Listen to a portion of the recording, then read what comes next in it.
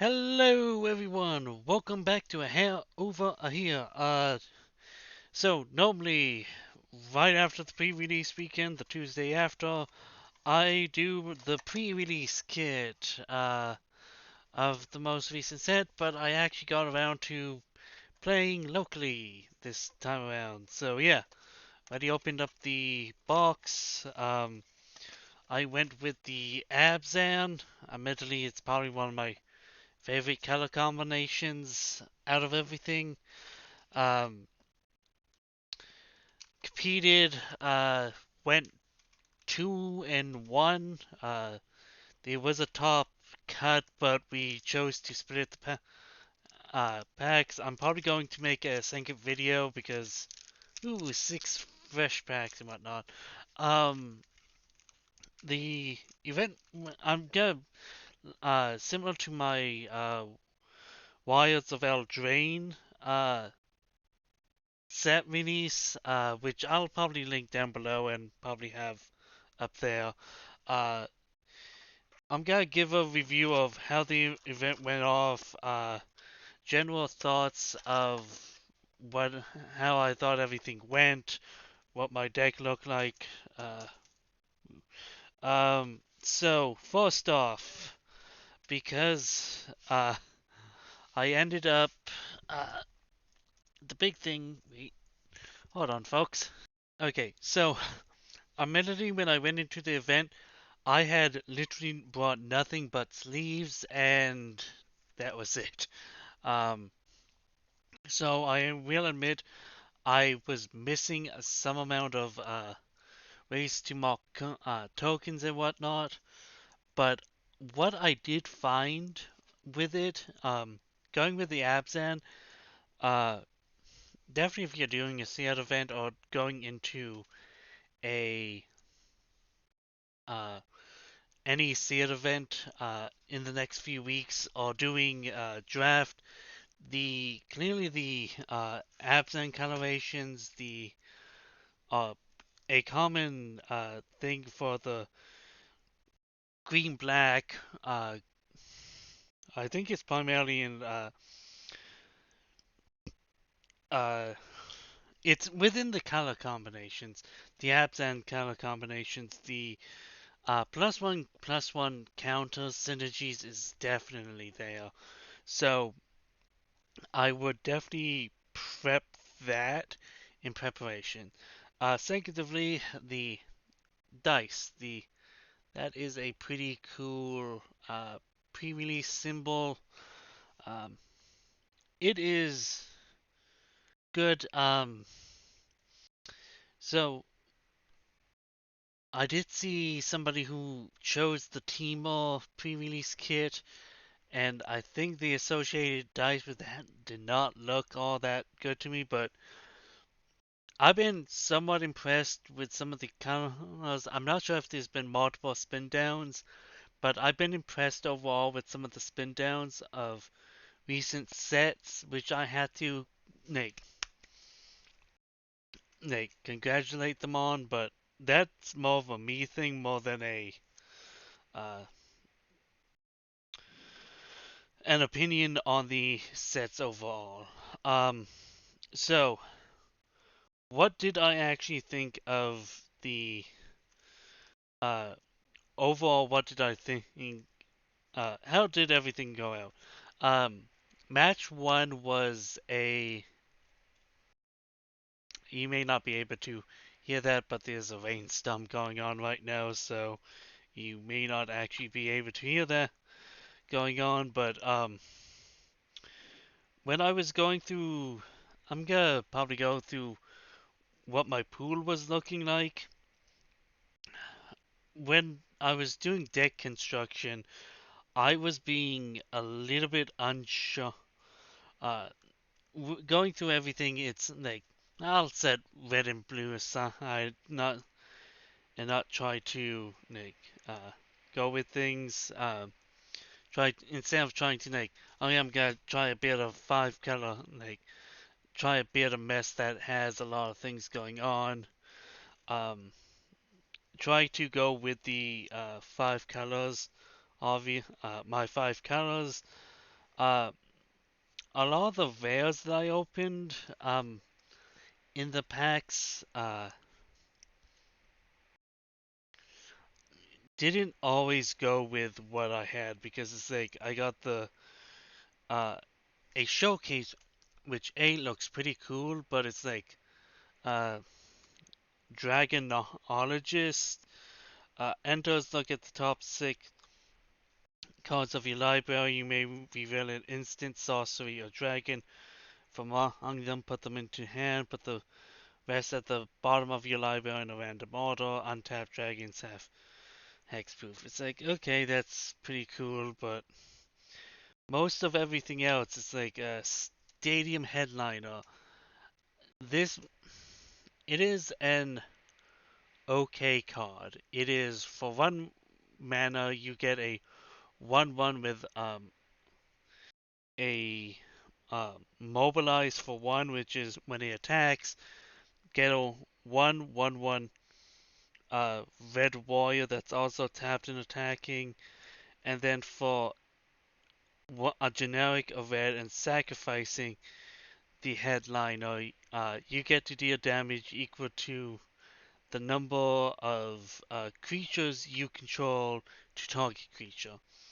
For a rare that like mobilize 1 and have a pseudo not fling but like fling esque ability attached to it for a red mana. Oh, it comes down early, but its ability is really late game. And for rare, I wish it said any target, but it specifically says to target creature. And the amount of damage is reliant on the number of creatures you control. This would be a fairly strong uncommon, like 1 red mobilize 1, and then oh yeah, oh I don't like this blocking. I'm gonna sack it, deal damage there, and yeah. A glacial siege. Got one of the new sieges, which is pretty cool. I almost wanted to put it in the deck because I got a number of the Simic duels, the jungle whatever's, uh, the Thornwood Falls. Um, eh, as part of my like mana base, it's like, oh, there's green, but also red, but it's greens, but it's like, not worth getting into it. And admittedly, all I would want is the Sultai part of it, the acting as another Crucible of Wars, which I didn't need in the deck, and I'm glad I didn't because yeah, the Kohoi Mountain Monastery as another rare. It is okay. That cycle of lands might see some play. Definitely the blue one. Everyone's talked about the blue one, but I'm 50-50 on them. It's like the channel lands. We'll see maybe one or two like a deck splash like, oh yeah, I have one or two of them in the deck. Here's the thing. NFN's unyielding lineage. I am going to be that is a pretty cool card. I am most likely going to it's either whenever a non-token creature dies, I get to endure two. Either put a counter on an offenser, a +1/+1, two +1/+1 counters, or create a 2/2 white spirit token. That is pretty cool. I'm building an Alacia who smiles at death deck. 2/2.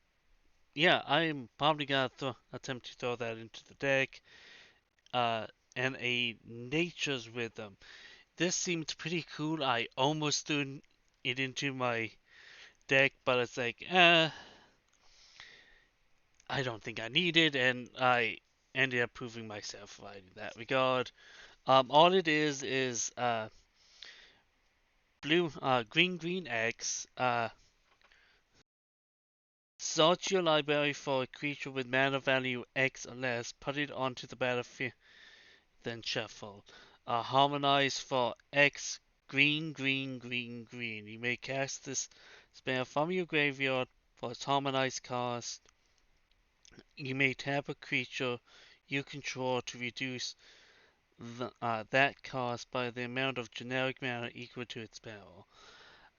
I was granted that harmonize is a little bit more powerful, but I was feeling that's like this is this might be good mid to late game. It's gonna be and it's like this might be a little bit too slow for the format. And I was most of my games that I did win, even the games that I lost, it's like yeah, I didn't need to have a creature tutor on the decks. Um, Another cool thing that I came across, it is not really gonna go into my Soraya deck, which I'll link down below. Um, but Tempest Talk, another you may have any number of cards named Tempest Hawk in your deck. Uh, it's for 3 mana you get a flying 2/2 that whenever it deals damage, go digging for another Tempest Hawk put into your hand. It has a Squad Hawk feeling. At first, it's like, oh, it's Squadron Hawk, but instead of an enters trigger, it's a deals damage.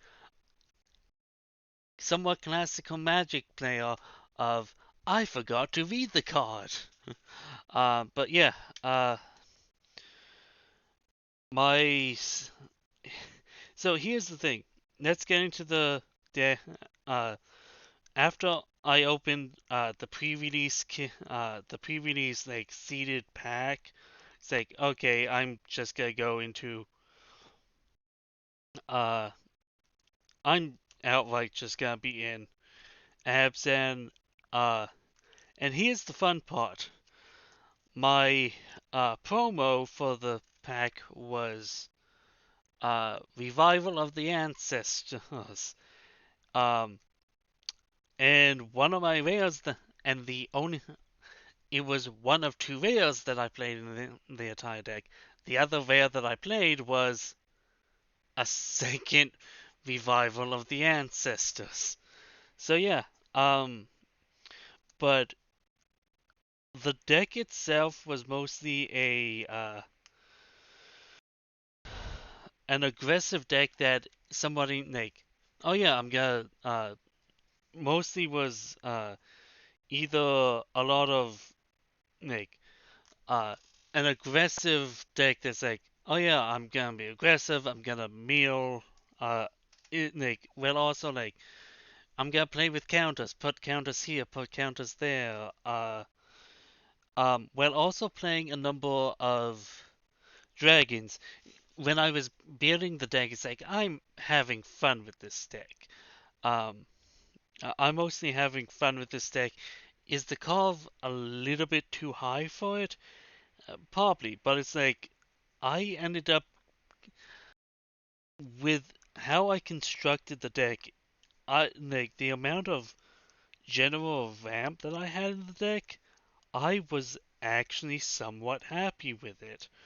Um, in that I never felt like I was actively short on. There was maybe 1 or 2 times it's like I'm short on mana, or I have a black sauce, or only 1 black sauce, and I wish I had 2 black sauces here. Um, there's been the occasional part of that, um, but really enough, I had enough ramp that having the dragons as a top end felt good, but also the omens. The omens came into I think more use than Nick. I think Nick, most of these omens cost really cheap. You have a cheap side, and then you have your top end dragons. Um, in if you're playing a green deck, uh, Nick, I think it's one of those like, oh yeah, this is going to be a whole lot more useful than I initially thought it was going to give the deck credit, because it's one of those things of, in the early game you get some useful abilities. In the mid to late games, the omens are still useful, but you can then say, oh yeah, I'm at a late enough gameplay, and that's like, oh, turn 1 or 2, that is like this Segu Wireling. This came in use a number of times. That's like, oh yeah, go search for 1 green for sorcery, go looking for a basic land. It's like, in the early game, this was very useful. Uh, and then I don't think I ever really cast the creature side, but it's like, early game, ramp, uh, and color fixing. But it's like 5 mana for 3/3 flyer with, yeah, it's not the most powerful creature, but it's like, oh yeah, turn 5, gain 3 life, and I have a 3/3 flyer. Then I have things like the Disruptive Stormbrood, which is is the petty revenge for a sorcery omen. Destroy creature with power 3 or less for a uh, a generic and a black. The omens are so repeatable. Like, it's things like the adventures. It's like, oh yeah, I use it. Then they'll come in as a creature in a limited event. My first round opponent is like, oh yeah, it's great. Like, it's a shuffle base of, it's a shuffle. You can rearrange the top of the deck, and like if there was more yeah, it's great with scrying. It's like, scrying it really isn't in this format. It's like, and top of the deck manipulation is not great. I think what I directly realized is that a lot of these omens is that what they offer is like the disruptive Stormbringer. It's like, oh yeah, it's a repeatable removal for small things, and in the late game when it's I actually think I might have used both sides once, in that, oh yeah, destroy that, then in another game it's cast it for 5 mana, I get a 3/3 flying dragon, and it's like, oh yeah, destroy that enchantment that you have. Um, I think like the uncommon dragons, I think are going to, the common and uncommon omen dragons are going to see a fair amount of play. Um, did I play every? I played almost every omen dragon in that I had. Um, I had the Purging Storm Brood, which its omen is target creature gets +2/+2, gains lifelink and hexproof. That's been the amount of times that I've used that as a battle trick was so useful.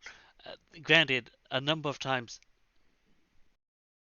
like, oh yeah, I'm manipulating the game state. Like, there was like, I really love the combat. I lost the game and the overall match, but it's like, yep, I'm manipulating now. I can bring it back. But it's also flying, ward, pay to life. It's an uncommon. When this card enters, remove all counters from up to 1 target creature. It's like, that may not be all that useful, but for a 4/4 for 5 mana with flying, ward, pay to life, great in the mid to late games. Definitely when life is getting a little bit shorter.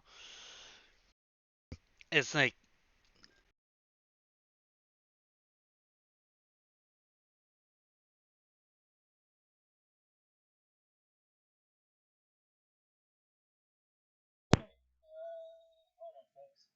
sorry about that. Apparently my headset just decided to shut off there. But when I was saying, fairly useful card. I never really used the Dragon Pot, but could be really useful. Fell Death Gorger. I love this card. Um, out of all the dragons, next to the Segu, Wailing is my favorite the Wailings, the Segu Wailing, the Fail Death Gorger, and the Purging Stormbrood are my favorite dragons from this release. The the Stormbrew, the Purging, mostly on the fact that it's a combat trick with a fairly good dragon. The Segu for the fixing, and the what the Failed Death Gorge, uh, one black and a generic. Put a +1/+1 counter on something and draw a card. That Nick on up to one target creature and draw a card. Excellent. Nick. The amount of times I've like draw a card, shuffle it back into the deck. The amount of times that is great. For 5 and a black, you get a flying, death touching 3/5. When this creature enters, exile up to 2 cards from a single graveyard.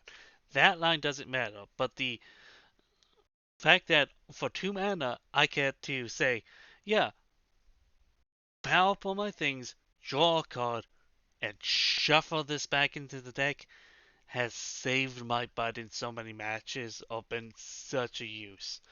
And I think the most useless dragon in this deck, the Riling Dawnbringer. Um, I rarely saw it, and it was when I did see it, it was unimpressive. Uh, it's Signal Roar, Crater 2/2, White Soldier, creature token, uh, underwhelming Omen effect. Uh, its actual dragon aspect is Flying Vigilance at the beginning of your turn. Target creature gets +1/+0 until end of turn. That dragon part, it might be actually good if you can ramp into it. Overall, I think this format is definitely if you're in green has potential. And I played 2 dragon snipers. I was lucky enough to get 2 dragon snipers. If you are in green, play dragon sniper. In a lot of my matches, that was like the end all be all for all of it. My actual matches, I was playing. First round was against the Teemo deck. Um, Game one, I think I was just stuck on lands and I had to like power shuffle the deck, and it's like, and I carved out almost perfectly the next 2 games. Um, Match two was also against a Teemo deck. A lot of those matches were it went 2-1 again. A lot of it was like a lot of back and forth trading, but my opponent just like landed his bombs early on and was just able to like start out valuing me. And game number 3, I 2-0'd. The guy was just coming back into Magic, and the way, like, I will admit, when I first constructed the deck, it's like, okay, it's like, 17 lands, okay, perfect. I need 33 things, and then it's like, oh shoot, I'm at 50, I have to cut down. I enjoyed what I cut down, and I think I, like, targeted the deck a little bit more. Uh, but overall, the overall deck, I think, was a whole lot more consistent in that way. But the last guy I 2-0'd. The first match I had got a perfect carve out. The second game, the first game was a little bit like more back and forth, but it's like I think I just carved out almost perfectly and just was able to like just keep went at it. Game number two, game number one, although I carved out almost perfectly, he was matching me 1-1. game number two, I think he got mana screwed combined with my, just like, and I got there.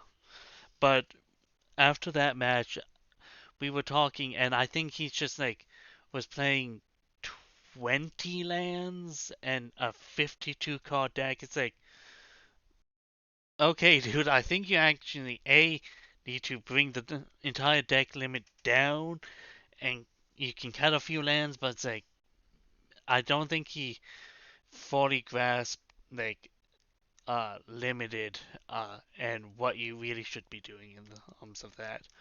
But yeah, uh, I enjoyed the format overall. The decks look cool. Um, I am. I saw a tri-land in my pack, but in my normal packs, I also saw a tri-land. So I am going to be thinking you are able to.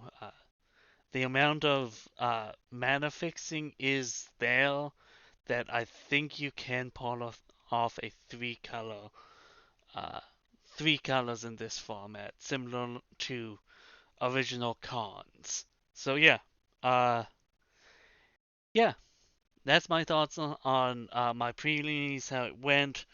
Um, so yeah, as always, folks, I'll see you around. Next video is most likely just gonna be me opening up these packs. So yeah, I'll see you around and enjoy your life, people.